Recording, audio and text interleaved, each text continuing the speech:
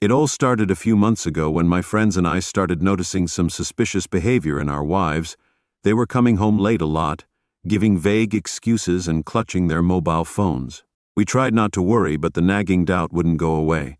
One evening, after a few beers, my friend Mark finally said what we were all thinking: what if they were cheating? There was silence in the room, his words hanging like a heavy stone. We decided that we needed to find out the truth. After some careful digging, we confirmed our worst fears. Our wives were meeting their lovers in a secluded house on the outskirts of town. It was a devastating blow, but we weren't going to sit back and let the betrayal happen.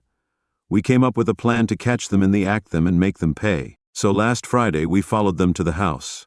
We parked far away and waited until we saw the lights go out, indicating that they had gone to their room.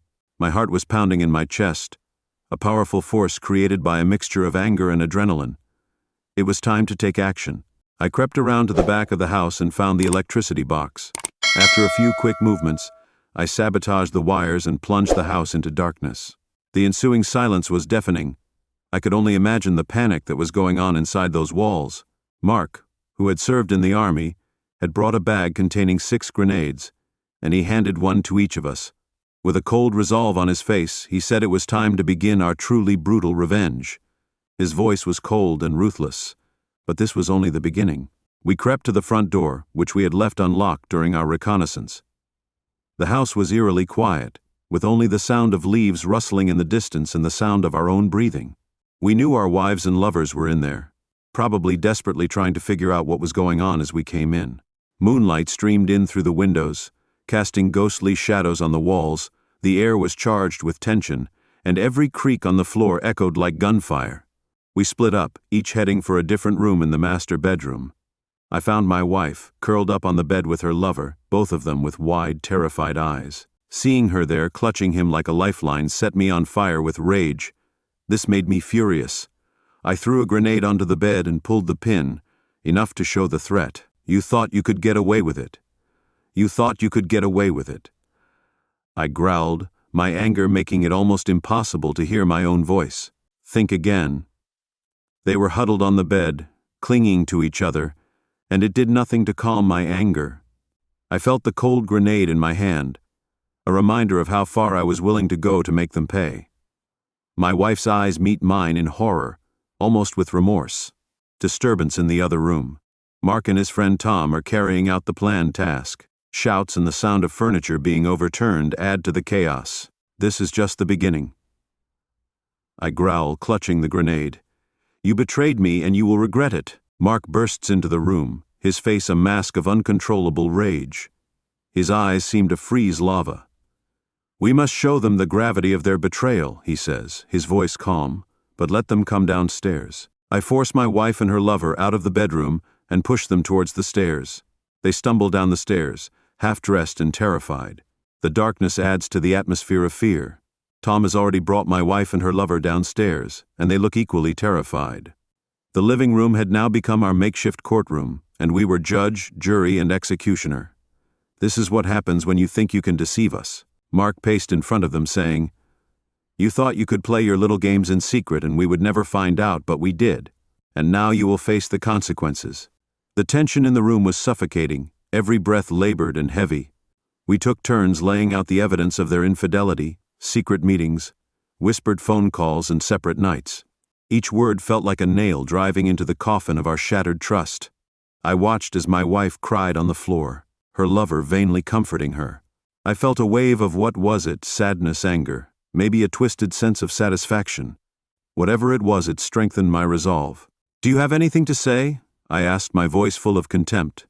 Her lover, a man I hardly knew but now I despised, spoke. We never meant to hurt you, it just happened, he stuttered. Mark laughed, a harsh, bitter sound. It just happened. That's your excuse. Sadly, at that moment, I realized that our wives' betrayal was not just an affair. It completely destroyed the trust and love we once shared. The grenades in our hands were not just instruments of destruction, but also a symbol of the breakdown of our marriages. Mark took out another grenade, the fuse already half drawn, halfway. This is your final warning. If you try to contact us again, get out of our lives. We will treat you humanely.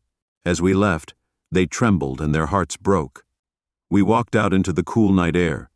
I felt a strange sense of finality, the beginning of a nightmare, but for us, the first step towards a new life. On the way home, we didn't say a word. Everyone was lost in their own thoughts. The heavy burden of what we had done and what we had become weighed us down. But one thing was certain. We had made our stand and there was no going back. On the way home, we didn't say a word. Everyone was lost in their own thoughts.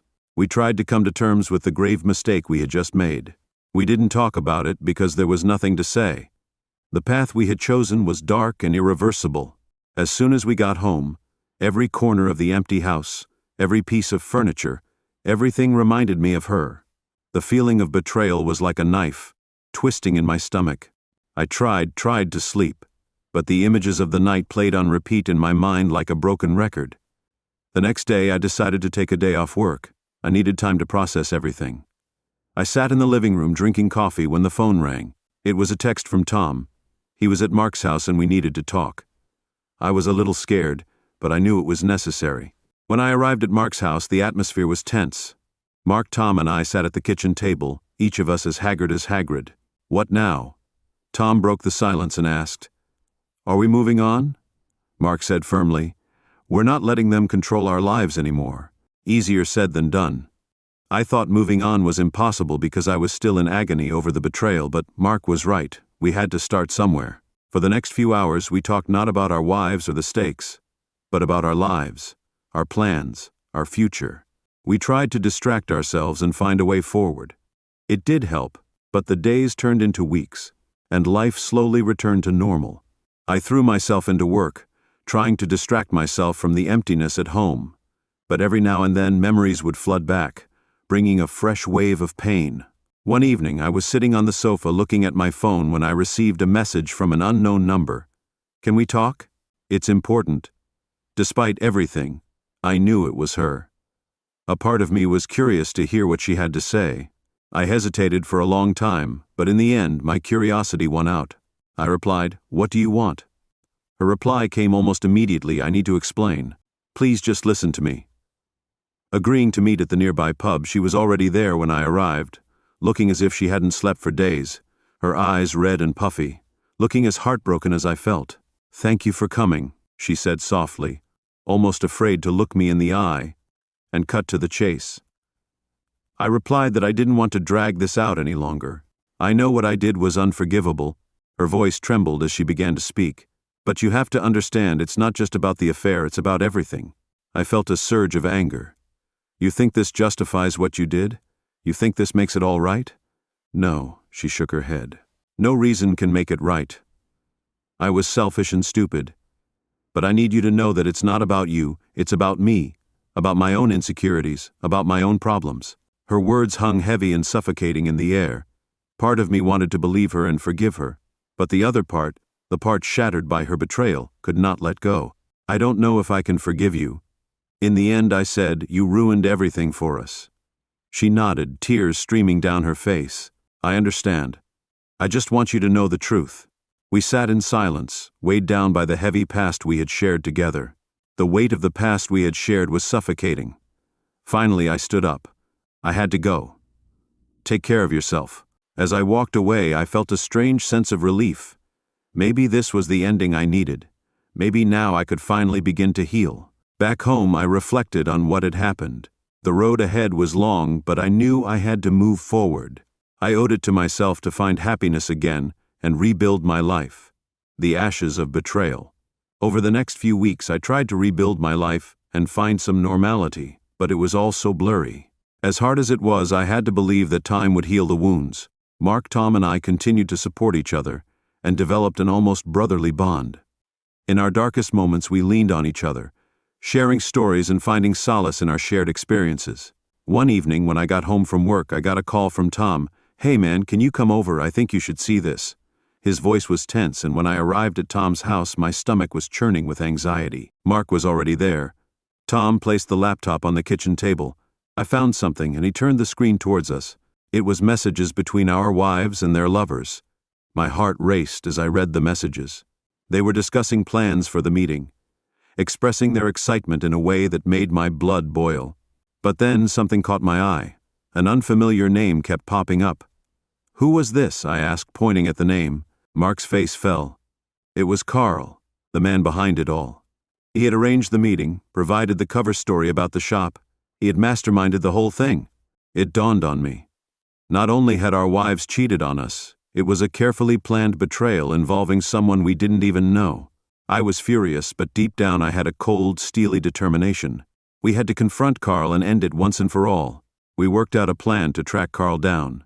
It took some time, but we eventually found out where he lived. On a Friday evening, we gathered at Mark's favorite place to go over the details one last time. Tom asked uncertainly, "Are we sure?" Mark nodded. This was the only way we could confront him and get the truth. We drove to Carl's house, an unremarkable place on the outskirts of town. As we got closer, the adrenaline surged through me. We parked a few houses away and walked to our destination. When we reached the front door, Mark knocked hard. A few seconds later, the door creaked open to reveal a man in his 40s with a smug expression on his face. "What can I do for you?" he asked, his tone full of arrogance. "We need to talk," Mark said, pushing past him into the house. Tom and I closed behind him. Carl's expression changed from smug to wary. "What's going on? Do you know what's going on?" I took a step forward and said, "We know everything. The meeting, the cover story, your involvement." He let out a harsh laugh and then said, "What are you going to do about it?" Before I could answer, Mark rushed at him and pushed him against the wall. "You're going to tell us everything," he growled. A flash of fear crossed Carl's eyes, but he tried to remain calm. "I've got nothing to say." Tom stepped forward. His voice was calm. "We can do this the easy way or the hard way, you choose." Carl hesitated, then let his shoulders slump in defeat. "Okay," he muttered. "I'll tell you everything." He admitted to masterminding the whole thing, explaining how he'd manipulated our wives and their lovers for twisted entertainment. The more I talked, the more furious I became, but the more relieved I felt. Finally, we had the truth. "You said you destroyed our lives," I said, my voice shaking with emotion, "but you wanted to get away with it all." We left Carla's house, our minds reeling from the revelations. It was a small victory, but it felt like a step towards closure. We had confronted the man behind the betrayal, and now we could really start moving forward. The following weeks were a turning point, as Carl confessed to the full extent of his deceit. It was painful, but we got the ending we wanted. We began to focus on rebuilding our lives, finding new hobbies and new daily routines. One evening, Mark invited us to a barbecue. It was a simple gathering, just the three of us, but it felt like a celebration of our resilience. We sat around the fire pit, sharing stories and laughing. I realized we had come a long way, and we would be okay. Tom raised his beer glass in a toast, and Mark and I clinked our bottles together. A new beginning. Mark's face lit up with a smile, and I took a sip of my beer. For the first time in months, I felt hopeful. We had been through hell and back, but we were stronger for it. The journey was not over, but we were ready for whatever came next. Life slowly began to return to normal after that fateful night. Carl had confessed everything, and we finally had a clear direction to move forward. The emotional scars were still deep, but at least they were beginning to heal. Mark, Tom, and I were closer than ever, like brothers. We had weathered hard times together and celebrated small victories. Our lives started to take shape again, little by little. One evening, while browsing on my phone, a notification from an old friend popped up, Rachel. We had known each other since university, but had lost touch over the years. She was in town for a conference and wanted to catch up. I hesitated for a moment, unsure if I was ready to re-engage with an old friendship, but decided to give it a go. A change of pace might be just what I needed. We met in the city center at a cozy little steakhouse. Rachel looked the same as I remembered, and her warm smile and kind eyes brought back memories of simpler times. "Spencer, it's so good to see you," she said, giving me a hug. "Rachel, it's been a long time," I replied, and it was the first time in a long time that I felt truly happy. We had a wonderful evening, reminiscing about the past and catching up on each other's lives. It felt like a breath of fresh air, a reminder that despite everything, there are still good things in the world. "How have you been?" Rachel asked with concern. I hesitated, unsure how much to reveal. I admitted that the last few months had been difficult, but that I was working hard to get over it. Rachel nodded, her expression full of understanding. "If you ever need someone to talk to, I'm here." We exchanged phone numbers and planned to meet again. As I walked home that night, I felt a glimmer of hope that reconnecting with an old friend might just be the healing I needed in the weeks to come. Rachel and I met several times and we talked about everything: our jobs, our families, our dreams. She was a wonderful listener, and her company soothed my wounded soul. One afternoon, as we ate lunch in the park, Rachel looked at me with a serious expression on her face. "Spencer, there's something I've been meaning to ask you." "What is it?" I asked curiously. "Are you ready to start over?" she asked gently. The question hung in the air, and I realized I'd been avoiding an answer. "I guess so," I said slowly. "It's been hard, but I'm starting to find myself again." Rachel smiles. "That's good. You deserve to be happy, Spencer. Dante Ter. Don't let the past hold you back." Her words have stayed with me, and I find myself thinking about them a lot. I start focusing on the future, setting new goals and plans. I throw myself into work, take up new hobbies, and even start going to the gym regularly. Mark and Tom notice the change in me. "You seem happier." One night, as we were having a drink in our favorite bar, Tom said, "I feel happier. I admit I think I'm finally ready to move on." They both nod, understanding the weight of those words. We've been through so much, but it's time to let go of the past and embrace the future. One weekend, I decided to go hiking. I needed some time alone to reflect and recharge. The fresh air and magnificent views were just what I needed, and they helped me to clear my head as I hiked through the trails. I contemplated everything that had happened. The pain, the betrayal, the anger. They were still there, but they were no longer me. I was ready to let go of the past and start a new life. On the last day of my trip, I sat by a peaceful lake and watched the sun set on the water. At that moment, I felt an overwhelming sense of peace, as if to remind me that life could be good again when I got home. I felt renewed and ready to take on any challenge that came my way. I reconnected with Rachel, and our friendship continued to deepen. She has been a source of support and encouragement, and I am grateful that she came into my life. One evening we were sitting on her porch looking at the stars. Rachel turned to me. "Spencer, I have something to tell you," and my heart skipped a beat. "What is it?" I asked myself, preparing for whatever was about to happen. "I've been thinking about us," she said softly, "and I realized that I don't just think of you as a friend, I care about you more." I was surprised by her words, but when I looked into her eyes, I realized that I cared about you too.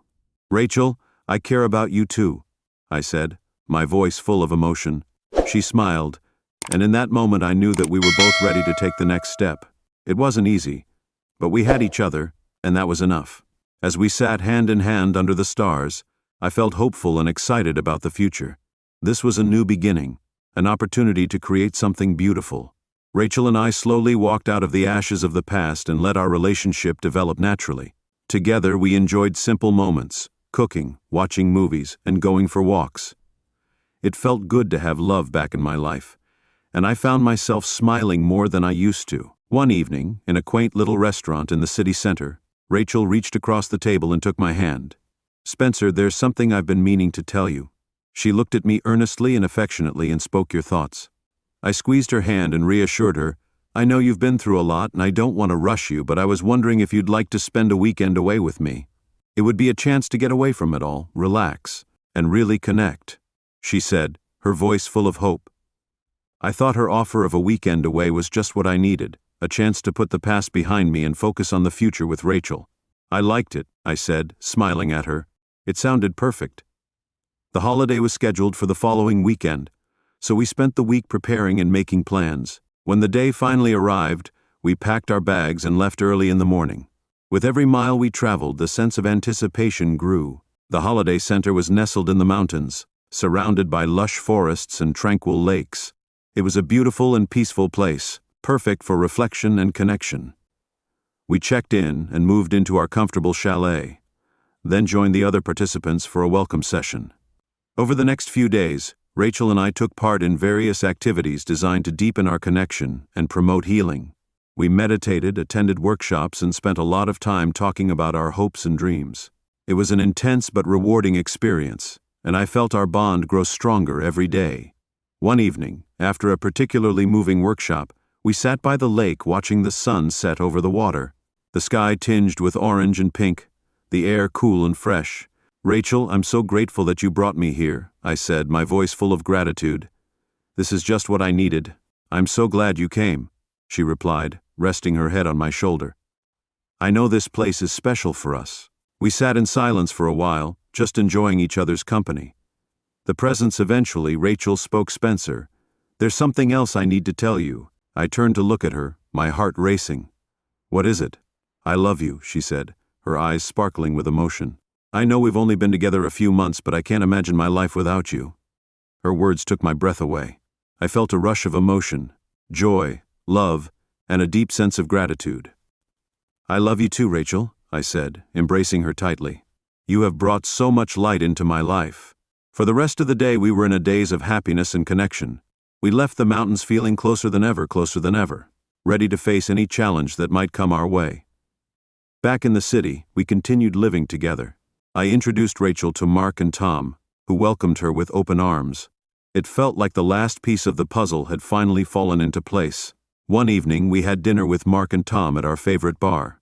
Mark raised his glass and, with a smile, he said to us, "Here's to the strength we found in each other."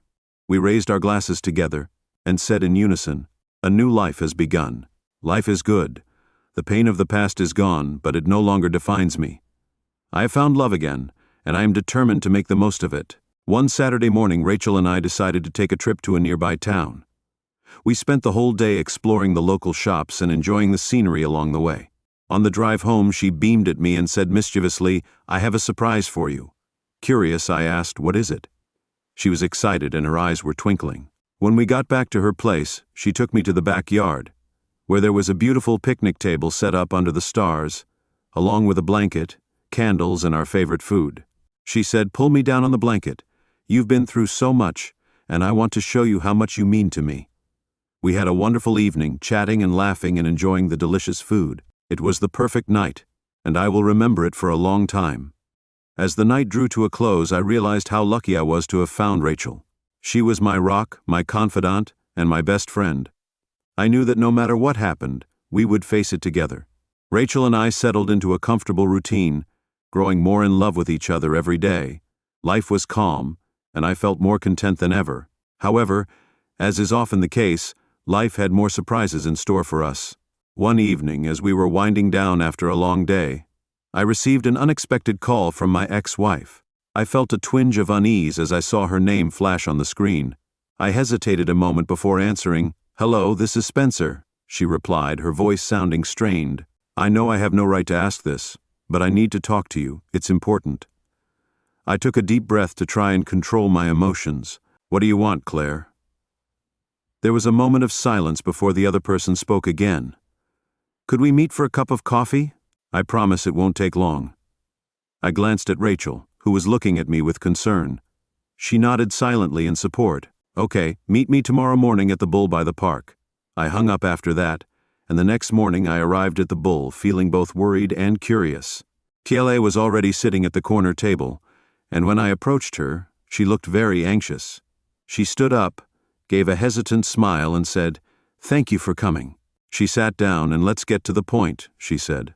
"Sile," I replied, "I don't want to prolong this meeting any longer." She sighed and looked down at her hands. "I've been through a lot since it all happened. Losing you, realizing the mistakes I've made, so many of them, it's been hell. But that's not why I wanted to see you, so why am I asking if my patience is wearing thin?" She said, "I'm pregnant," her voice almost inaudible.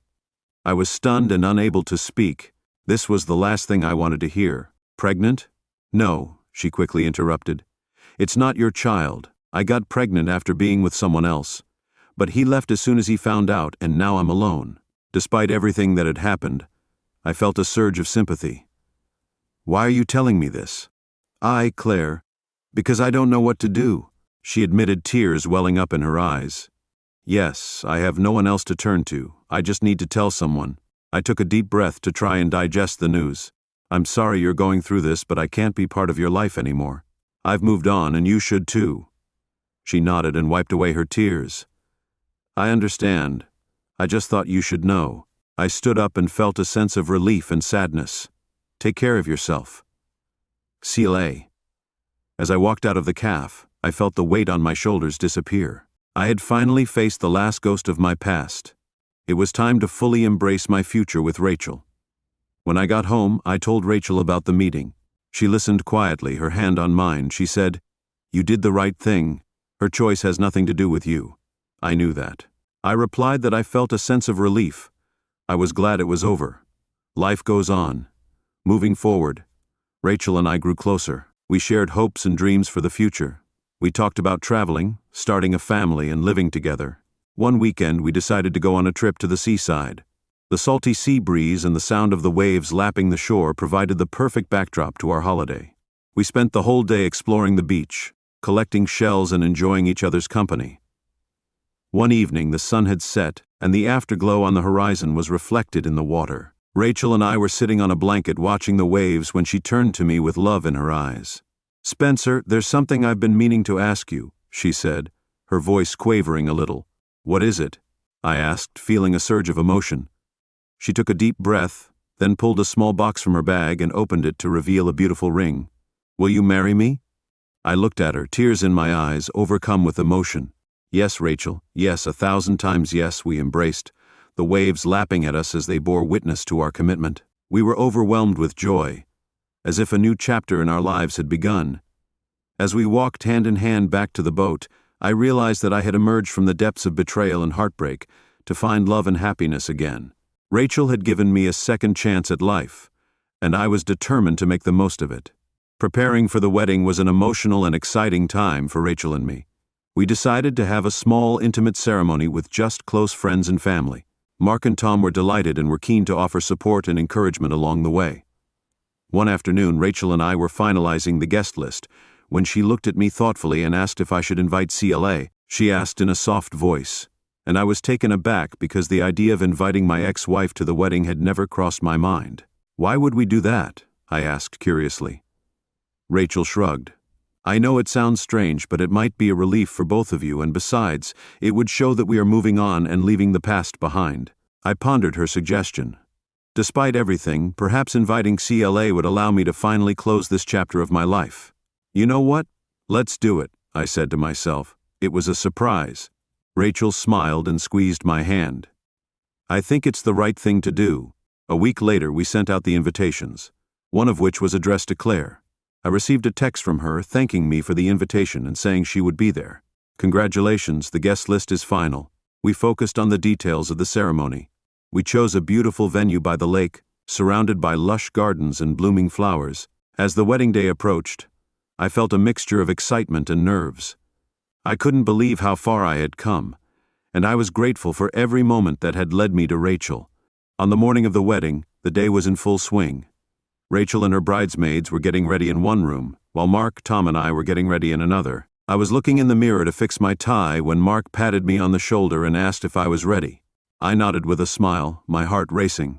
Tom handed me a small box and said, "We have a present for you." I opened the box, and inside were a pair of elegant cufflinks engraved with my initials.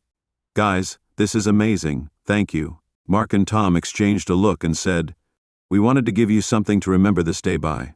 Tom said, "You've been through hell and you deserve all the happiness in the world." Tears welled up in my eyes as I embraced them. I couldn't have done it without you.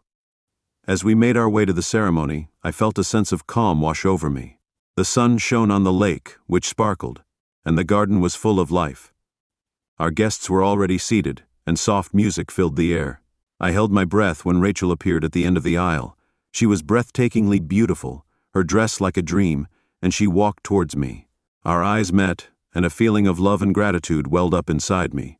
The ceremony was intimate and moving, and we exchanged vows, promising to stay together and be there for each other for the rest of our lives. When the minister pronounced us husband and wife, I kissed Rachel and felt like the happiest man in the world.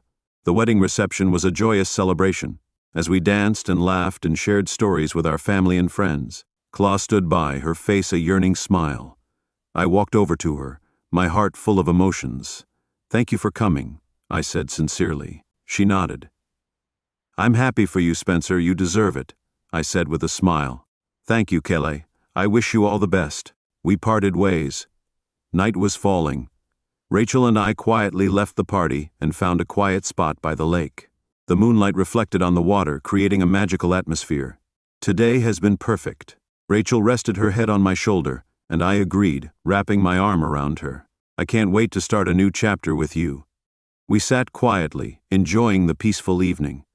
I thought about everything, all the experiences that had brought us to this day: pain, betrayal, healing, and love. It had been a long journey, but it had been worth it. "I am so grateful to you," I whispered, a kiss on her forehead. "I'm grateful to you," she answered with a smile. As we sat there, I knew that whatever challenges lay ahead, we would face them together. Our love was strong, and our future was bright. Married life with Rachel is a dream come true, and our days are filled with love, laughter, and the companionship I have always longed for. We have settled into a comfortable routine, balancing work, hobbies, and quality time together. A few months after our wedding, we decided to take a trip to Europe, something we had always wanted to do. It felt like the perfect way for us to celebrate our new life together. We spent weeks planning the trip, excitedly discussing all the places we wanted to visit. Our first stop was Paris, and the city of love did not disappoint. We strolled through the charming streets, visited iconic landmarks like the Eiffel Tower and Notre Dame Cathedral, and indulged in delicious French cuisine. One evening, as we strolled along the Seine, Rachel took my hand and her eyes sparkled. "Spencer, I've been meaning to ask, what do you think about us starting a family?" She caught me off guard with this question, but it was the perfect way to start. The thought of having children with Rachel filled me with joy. I replied, "I'd love to." I took her hand and said, "Let's do it." The rest of the journey was full of romance and adventure. We visited Rome, Florence, and Venice, soaking up the rich history and culture of Italy. We marveled at the majesty of the Swiss Alps, enjoyed the vibrant nightlife of Berlin, and soaked up the breathtaking scenery of the Greek islands. Back home, we were more in love than ever, and ready to take the next step on our journey together. We started trying for a baby, and the excitement of starting a family added new happiness to our lives. Months passed, and Rachel and I experienced the ups and downs of pregnancy. It wasn't easy, but we supported each other through every moment. We also focused on our careers. Rachel excelled at work, and I found new opportunities to develop my career. One evening, after a busy day at work, Rachel gave me a big smile at the door. "I have some news," she said, her eyes sparkling. "What is it?" I asked, feeling a wave of anticipation. She handed me a small, wrapped box. I opened it and found a positive pregnancy test inside. "We're going to have a baby," she said, tears of joy streaming down her face. I gave her a tight hug. "We were going to become parents," I whispered excitedly. I was ecstatic, and for the next few months we were kept busy, turning the spare room into a baby's room, attending antenatal classes and eagerly awaiting the arrival of our little one. Rachel's pregnancy brought us even closer together, and we cherished every moment. One evening, as we lay in bed, Rachel asked me thoughtfully, "Spencer, what do you think about moving to a bigger house? A bigger house would be ideal for raising a family." "I think it's a great idea." "Let's start looking for a house," I said with a smile. Over the next few weeks, we kept looking at properties, and eventually found a beautiful house in a quiet neighborhood. It had a spacious yard, plenty of room for our growing family, and was close to a good school.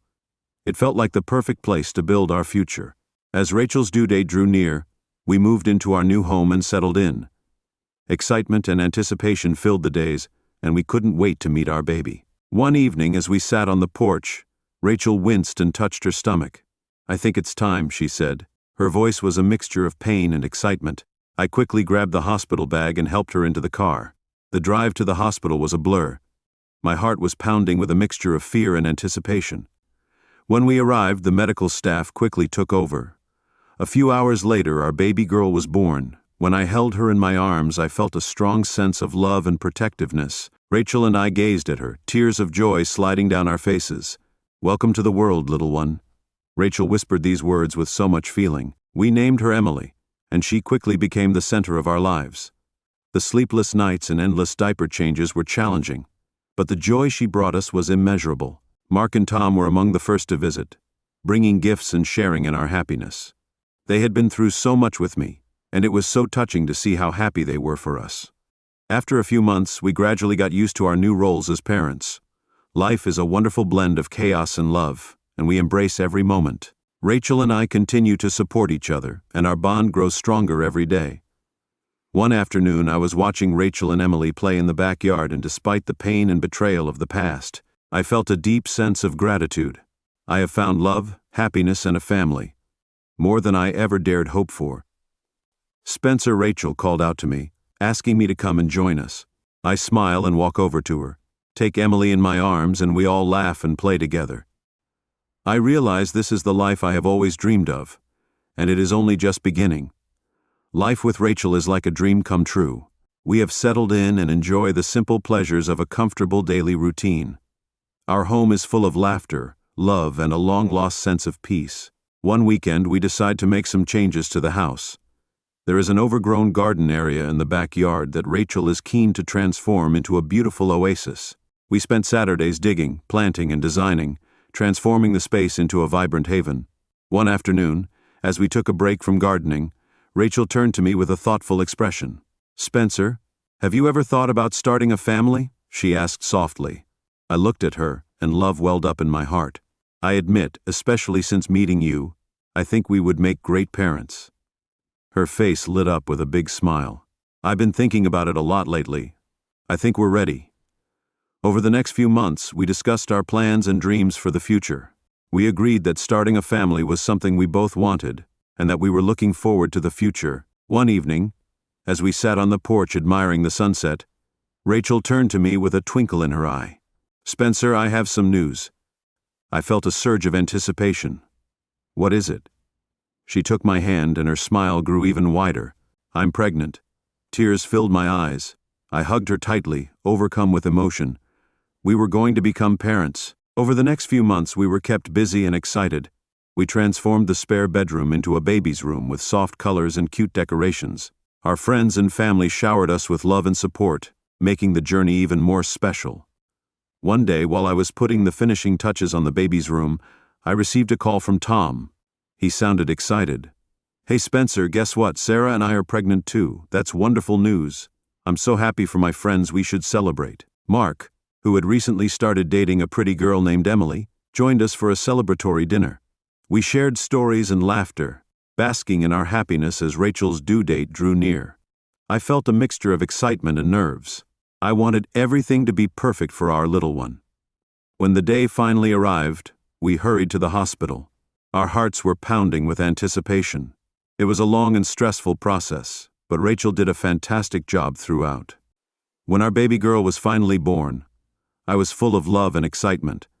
Holding her in my arms felt more complete than ever. "Welcome to the world, Lily," I whispered, tears rolling down my face. Rachel was exhausted but beaming with happiness, looking at me with pure love. She was perfect, and the best thing that ever happened to our lives. Lily brought endless joy and love into our home.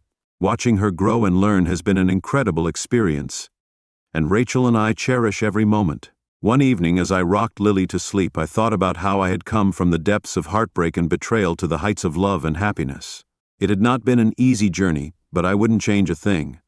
Rachel and I continued to nurture our relationship, finding time for each other in the midst of the busyness of raising our child, taking turns caring for Lily to ensure we both had moments to rest and relax. Our bond grew stronger every day. One weekend, we decided to go on a holiday to the mountains, the place where Rachel and I first realized our love for each other. We rented a cozy chalet and hiking, exploring and making memories with Lily every day.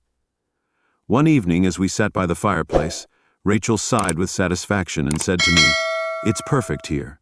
She snuggled up next to me, and I couldn't have asked for more. I kissed her forehead, and I felt an indescribable feeling of gratitude, as did she. "This is what I want," and as we sat there, the warmth of the fire surrounded us. I knew our journey was far from over, that there would be challenges and obstacles ahead, but we would face them together, with love and strength. Life is a beautiful adventure, and with Rachel and Lily by my side, I felt ready for whatever came next. Our story is one of resilience, love, and hope, a testament to the power of healing and the beauty of second chances.